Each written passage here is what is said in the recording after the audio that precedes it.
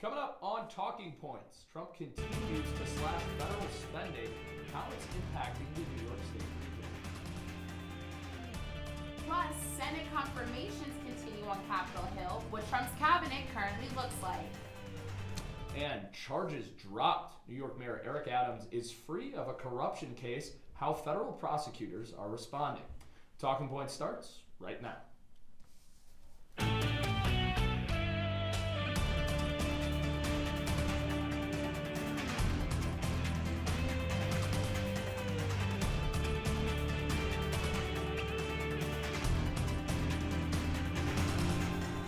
Happy President's Day and welcome into Talking Points. I'm Jake Morel. And I'm Andrea-Rose Oates. We're almost a month into the Trump administration and the federal funding cuts keep coming. One area that the Central New York community will feel are cuts to research funding. Talking Points analyst Danielle Blinn is here with the details on how this will affect universities and hospitals right here in Central New York. Thanks, Jake. The Trump administration recently announced a plan to significantly cut funding to the National Institutes of Health, or NIH, run by new Health and Human Services Secretary Robert F. Kennedy Jr. Schools and hospitals around the country are raising red flags over the cuts, citing the possibility of losing medical research and jobs. The State University of New York's Chancellor John King released a statement last week saying the funding cuts would eliminate $79 million in funds required for equipment, staffing, and other indirect costs. The statement continued saying, quote, "At SUNY, we are proud of our extraordinary researchers and the life-changing, groundbreaking medical discoveries you have dedicated your careers to advancing. Your research is essential to our national security and economic leadership. NIH's cuts represent an existential threat to public health," end quote. The New York State Attorney General Letitia James, along with 21 other states, are filing a lawsuit against the Trump administration over this funding cut. The suit claims the funding slashes are illegally cutting grant funding and would stop life-saving research. Local SUNY schools as well as universities across the country are preparing to lose significant amounts of money. SUNY Upstate Medical right here in Syracuse received over $25 million in NIH funding last year. The cuts have been paused by a federal judge for now, but NIH-funded organizations around the country remain on edge. And research cuts aren't the only rearrangements happening on the federal level. Here with more on changes to federal employment is our Ben Bassick. Ben, who's out of a job this week?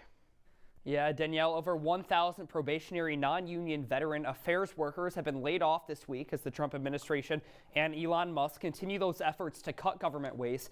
Now, the cuts are going to save almost $100 million to be then invested back into the VA. Senate Minority Leader Chuck Schumer partnered with Democrats in response last week, announcing a new government watchdog. Who is it? The American public. So today, I joined with a number of my colleagues to announce a new Senate Democratic whistleblower portal to help fill the void that Donald Trump created by firing the government's independent watchdogs. The whistleblower portal will give civil servants and people of goodwill the chance to report on potential wrongdoing in government, abuse of power, threats to public safety.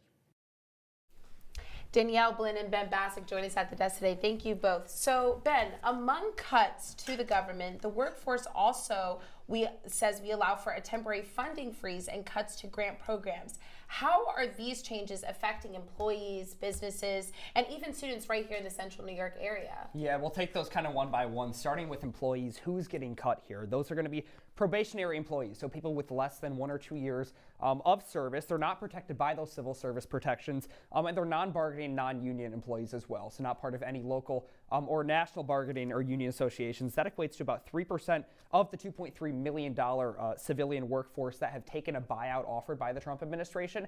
Now, moving kind of to businesses here in Central New York, that funding freeze on discretionary payments from the federal government affects a lot of grants. The Syracuse Community Health Center on Salinas Street, they were unable to withdraw $200,000 worth of funding. That's since gone through. How is that going to impact students? Lastly here, well, if people like those community health service agencies aren't able to take those federal grants, those non-insured individuals from the community are going to turn to the emergency rooms. Upstate already has an emergency wait time of around 4 hours. I know a lot of students here on the SU campus have experienced that. Krause has about a 3-hour wait time. If all those non-insured people rush to those ER rooms, students are going to be waiting a lot longer in those lines. So those payments are going to translate to effects on the student level.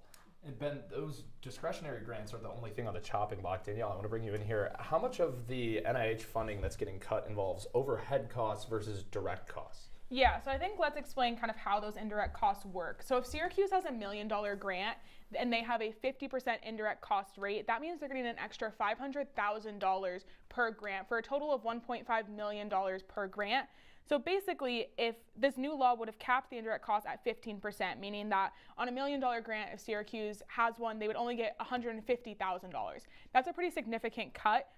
This goes to any indirect costs, and again, these vary by kind of university and grant type, but this is for things like equipment, staffing, keeping the building maintained, HVAC, all things you kind of don't really think about. That's what these indirect costs are for. And if you look at how much each university kind of got in the last year, Syracuse got over $10 million in 2024. They're at $1 million and change right now. The University of Rochester got $187 million in funding last year from the NIH, and they already have $23 million this year.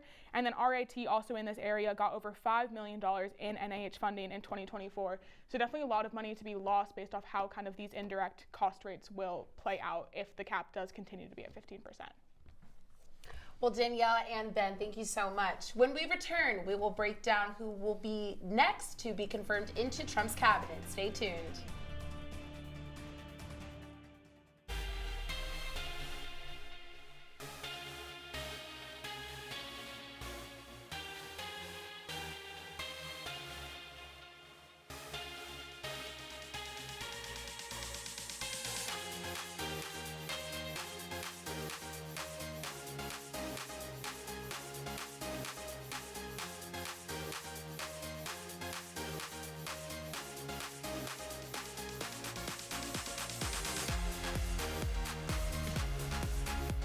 Welcome to Live from Studio B.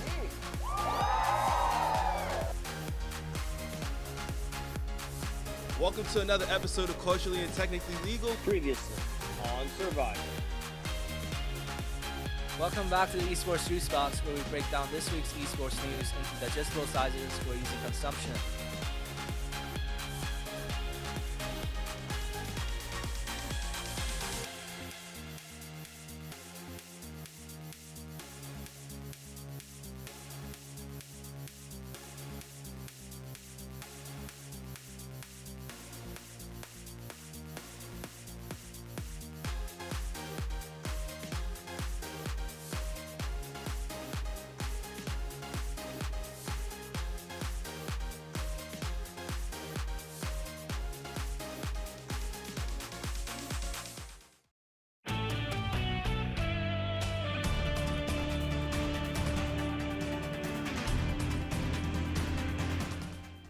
Welcome back into Talking Points. Last week, the Senate voted to confirm Tulsi Gabbard and Robert F. Kennedy Jr. to their cabinet positions. Gabbard was confirmed as Director of National Intelligence by a 52-48 vote, while Kennedy was confirmed as the Secretary of Health and Human Services by the same margin.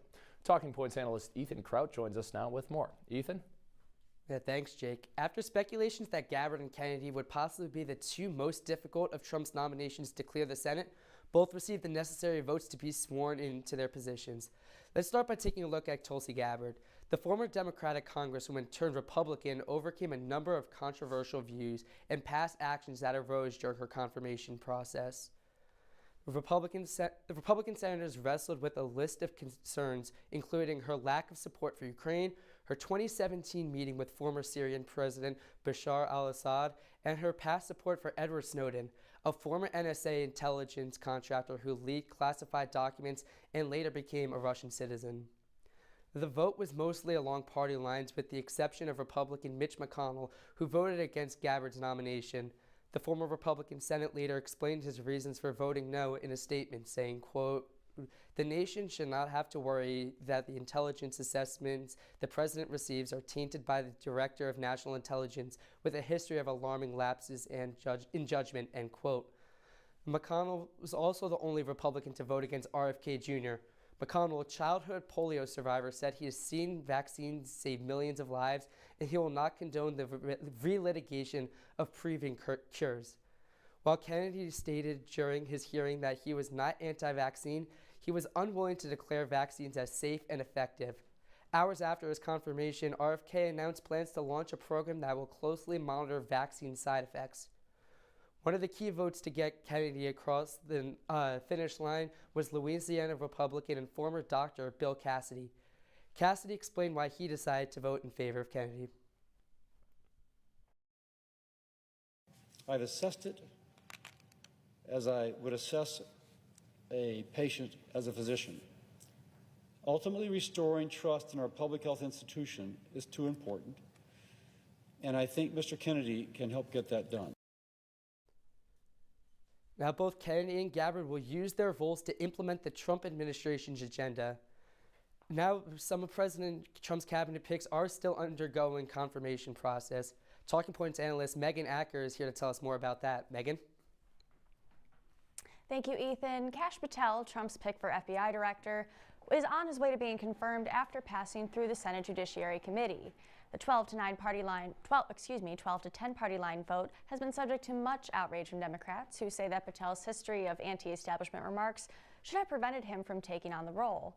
Many of these complaints were addressed during Patel's committee hearing. He is asking to be head of the FBI, and he said that their headquarters should be shut down. Do you agree with him that the election was stolen in 2020? Senator, millions of Americans expressed concern going back to multiple elections over election integrity. On Joe Pack's podcast, he asked you, the Capitol Police in that fake January 6th committee, they didn't tell the truth, did they? Patel, no, not just them, many others. And lying under oath is a federal offense, and they should be investigated for it. Do you believe that about the police officers? That's a general statement and a mischaracterization of what I said. I encourage you to read the rest of the interview. Additionally, concerns are being raised over whether Patel was misleading in his testimony.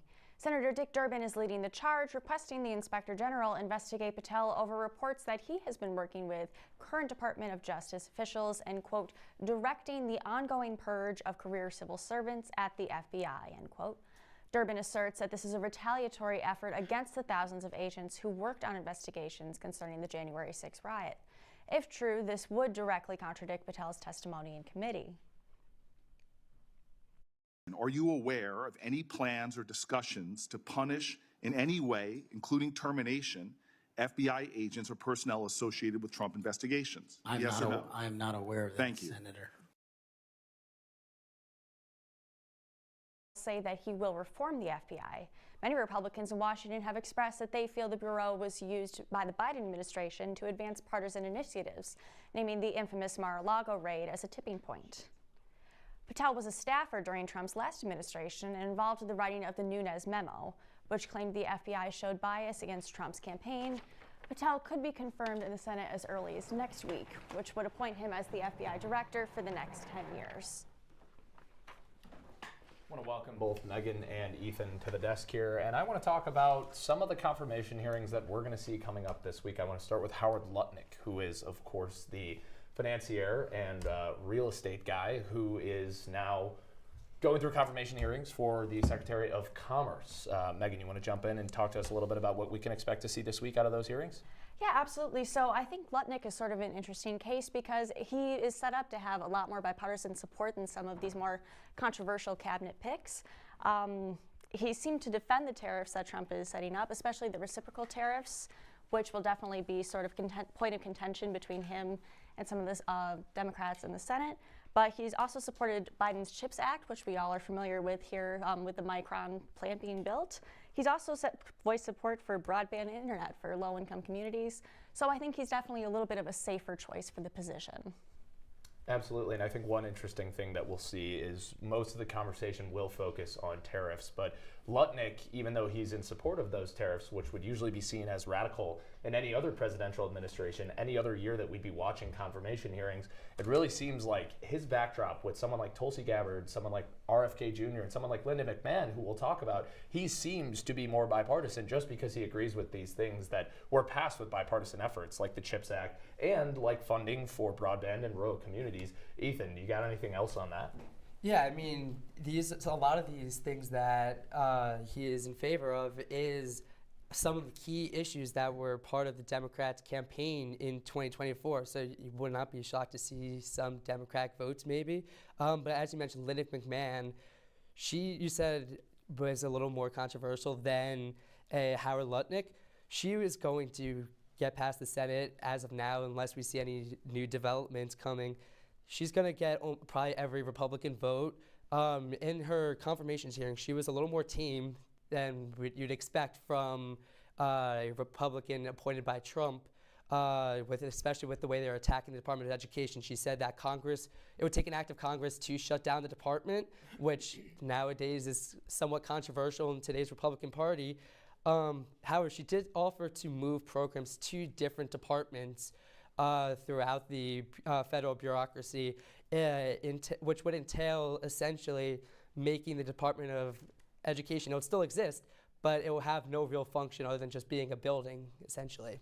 Yeah, absolutely. And I think we're going to see a lot of talk about the court battles that would come with a lot of that. I mean, obviously, one of the things you mentioned was shutting down the Department of Education, which of course they can't do because that's an act of Congress, and Congress appropriates those funds, but they can pull a lot of executive funding from a lot of different schools. And the other thing that I think is going to be interesting is with the Trump administration's new policies on education, we're going to see the school choice battle come back to the national stage, which we haven't seen since the early 2000s, which I think is going to be really interesting to see how all of that shakes out in these confirmation hearings. And then the other interesting thing about Linda is we've seen almost a trial of this. In 2009, she was the Secretary of Education in Connecticut for about 3 months until she resigned. And in her confirmation hearings there were state representatives that said she didn't have the experience as an educator or as an education administrator. So we've already seen a little trial of her confirmation hearing in Connecticut, and then that position only lasted 3 months. And we'll be fascinated to see what senators have to say in their cross-examination of her this week. Definitely. And Ethan and Megan, I want to quickly get you guys to say on this because, we have these picks, Kash Patel, RFK Jr., Tulsi Gabbard, and more. A lot of these people, don't really have the experience necessarily, or even the American people are just scared of what these people might do in these positions. So what can the public expect? How can they prepare themselves, etc., for when these people come and take over these positions? Yeah, so that was actually something that came up during the confirmation hearing. Linda McMahon was pressed on, especially DEI, which has become a very big hot word in this new administration. What will happen with programs like African American studies classes? And she said, will it be cut? And she said she'll have to get back. So I guess we'll wait and see on what happens with that, along with a lot of other policies. And Megan, quickly, you as well. I think Ethan has a great point with Linda McMahon. It's also, I think, one of the things that we don't necessarily take into consideration when thinking about the Secretary of Education is that has an impact on secondary education at the collegiate level as well. So the DEI issue is definitely something to watch. And I think Kash Patel will also be an interesting one because of his past remarks. Right. Megan, Ethan, thanks so much for joining us. After the break, Defense Secretary Pete Hegseth spoke on plans to end the Russia-Ukraine war, how both parties are reacting. Stick with us.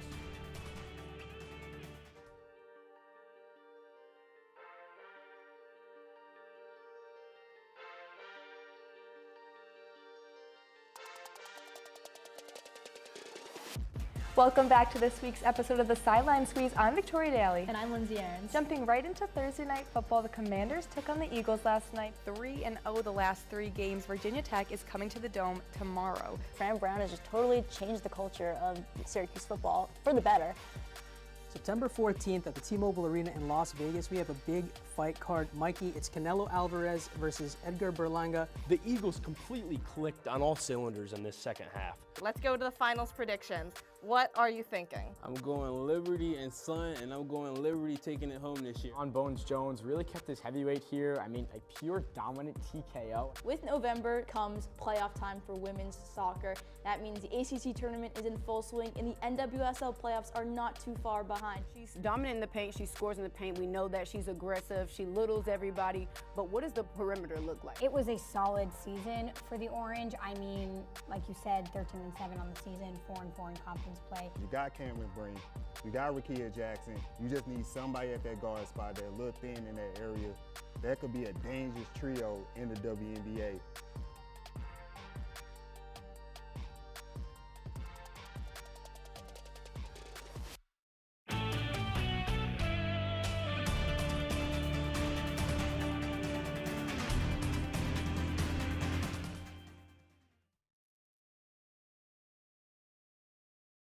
Today we are announcing campaign finance, bribery, and conspiracy charges against Eric Adams, the mayor of New York City.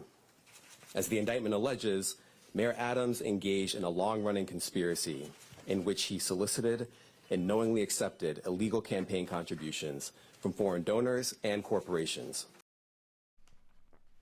That was former U.S. Attorney for the Southern District of New York, Damian Williams, bringing federal charges against New York City Mayor Eric Adams. These charges are now getting taken off of the table for the mayor.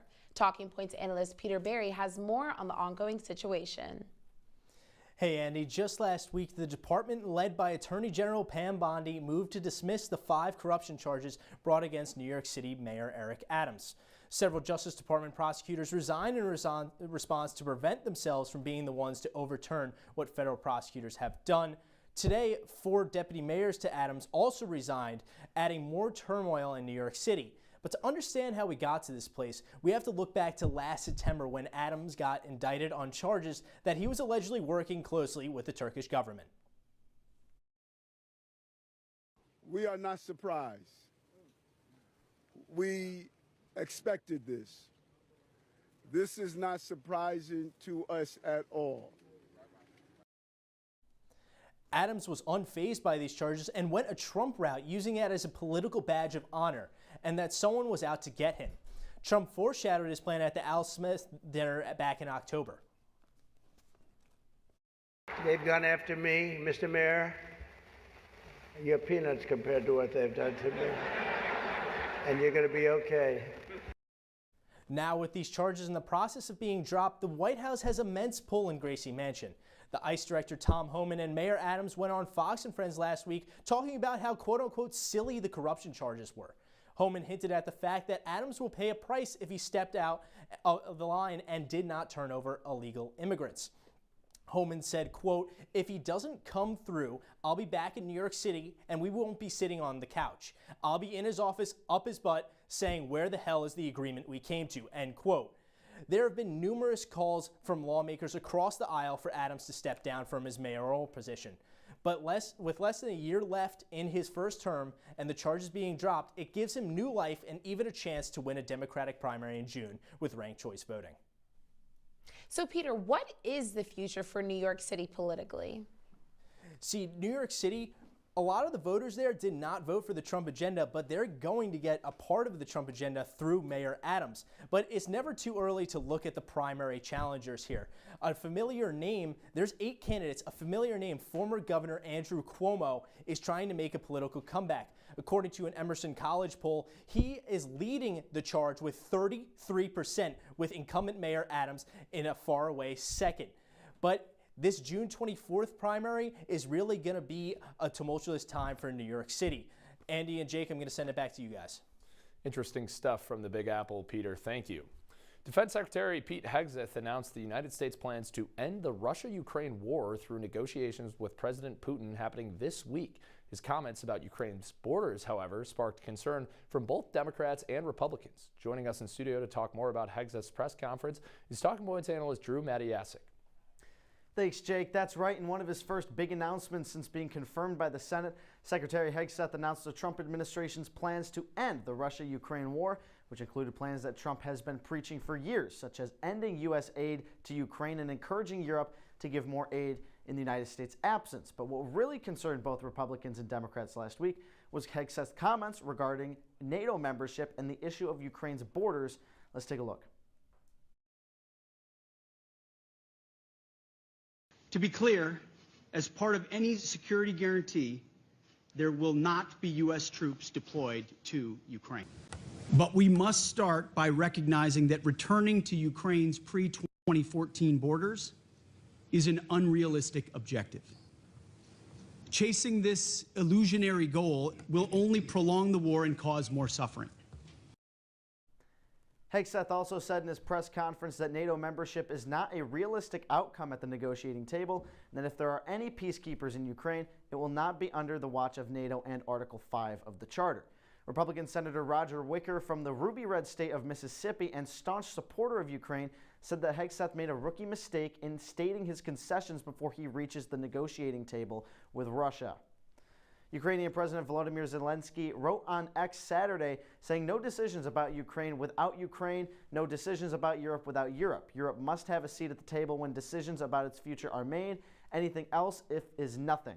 If we are left out of negotiations about our future, we all lose. Zelensky tweeted this after what he believes is the United States leaving Ukraine and other European nations out of negotiations with Russia. The first summits between the U.S. and Russian officials is expected to occur tomorrow in Saudi Arabia, but President Trump has indicated he is willing to take part in multiple summits with Russian President Vladimir Putin very soon, and he wants to get the war over with as soon as possible. Jake and Andy, back to you. When we come back, reporters from the Associated Press are being stopped by the White House. How this is impacting journalists. When we return on Talking Points.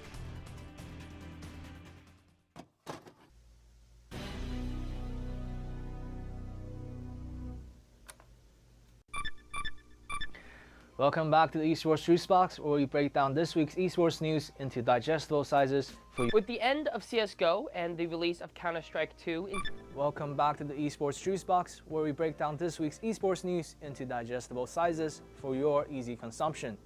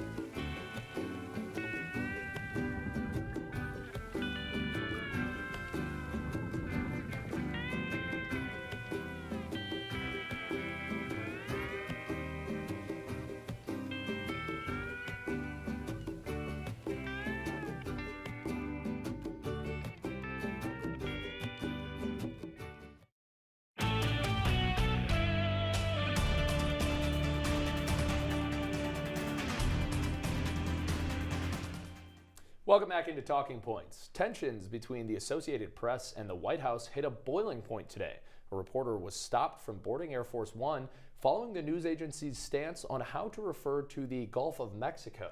This comes after another AP reporter was blocked from the Oval Office just last week. The AP has not changed its guidelines for referring to the body of water in order to appeal to its international audience.